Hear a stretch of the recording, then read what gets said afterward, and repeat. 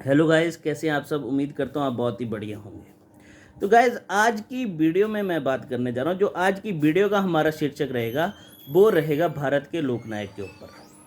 अब भारत के लोकनायक, अब ये शीर्षक मैंने क्यों चूज़ किया, सबसे पहले मैं इसके बारे में बात करता हूँ। क्योंकि इसको टॉपिक को, इस शीर्षक को चूज़ करने के पीछे भी एक रीज़न था। एक्चुअल में हुआ क्या, आज मैं गया था कहाँ पे, मार्केट में। तो मार्केट में ऐसे दो व्यक्ति आपस में बात कर रहे थे और उन्होंने बोला अपने पॉइंट ऑफ व्यू रखने का अधिकार सबके पास है। तो वो नॉर्मली आपस में बात कर रहे थे। तो उनमें से एक व्यक्ति ने बोला कि जो मोदी भाई साहब जो हैं, मोदी जी जो हैं, भारत के जो प्रधानमंत्री हैं, बोला कि ये हमारे दूसरे लोकनायक हैं, भारत के दूसरे लोकनायक हैं ये। उन्होंने अपने पॉइंट ऑफ व्यू के अकॉर्डिंग बोला।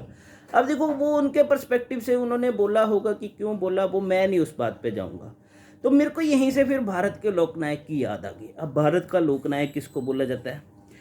जो भारत का लोकनायक जो है वो बोला जाता है जेपी नारायण को, जयप्रकाश नारायण को। आपको सबको पता होगा, क्योंकि जेपी नारायण एक ऐसी पर्सनैलिटी थी, अगर मैं बोलूँ तो है कि मतलब अभी तो वो हमारे बीच में नहीं है, बट उनके बारे में हर कोई जानता है कि जेपी नारायण एक ऐसी पर्सनैलिटी थी जिनके बारे में हर कोई जानता होगा। अगर किसी को नहीं पता तो मैं उन्हीं जेपी नारायण की बात कर रहा हूँ। जो वो एक ऐसे राजनेता थे जिन्होंने अपनी राजनीति से इंदिरा गांधी की सरकार को रातों रात हिला दिया था। और उन्हीं की मूवमेंट की वजह से भारत में पहली बार नॉन कांग्रेस गवर्नमेंट जो है वो फॉर्म हुई थी। जेपी नारायण मूवमेंट आपने पढ़ी होगी या सुना होगा, कभी भी पढ़ा होगा, राइट। तो मैं उन्हीं के जेपी नारायण के एक लाइफ में एक इंसिडेंट हुआ था गांधी जी के साथ, उसी के बारे में डिस्कस करने जा रहा हूँ। अब वो इंसिडेंट क्या हुआ था, अब यहाँ पे बात करता हूँ कि जेपी नारायण की शादी हो गई थी 1920 में। अब 1920 में उनकी मैरिज हुई, तो उस टाइम पे जेपी नारायण 18 साल के थे। अब जो उनकी वाइफ थी उनका नाम था प्रभावती देवी, वो उस टाइम पे 14 ईयर्स ओल्ड थी।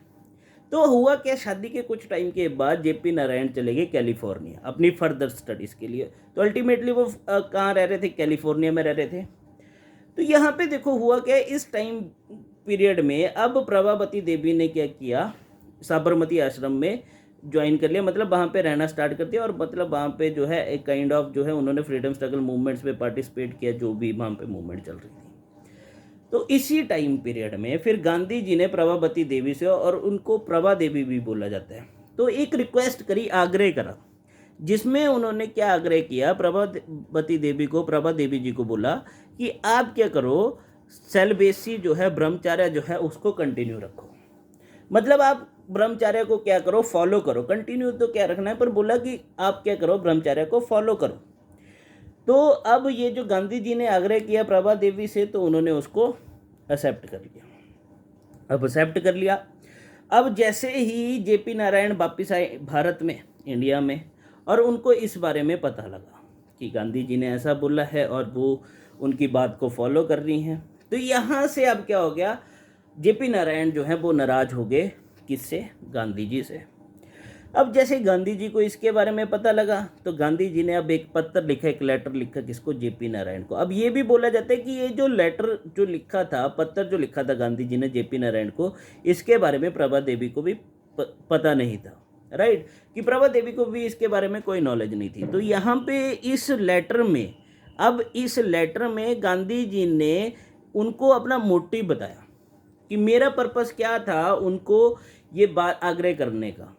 अब उन्होंने सीधी सी बात बोली कि मैं चाहता हूं कि तुम्हारा जो मेन फोकस रहे वो किस पे रहे, आज़ादी पे रहे, जिसकी वजह से मैंने आपकी धर्म पत्नी से आग्रह किया कि वो क्या करे, सेलिबेसी को, ब्रह्मचर्य को फॉलो करे, राइट। तो मेरा मेन पर्पस था कि आप आज़ादी की तरफ ज़्यादा फोकस हो जाओ, कि आपका जो फोकस है वो नहीं हटना चाहिए, राइट। तो यहाँ से फिर इसके जब जेपी नारायण ने वो पत्र पढ़ा, फिर उनको एक्चुअल में रियलाइज़ हुआ कि वो गलत थे और गांधी जी सही है अपनी जगह पे, राइट। तो यहाँ पे फिर क्या हुआ, वो गांधी जी से मिले, फिर उन्होंने गांधी जी से क्षमा मांगी।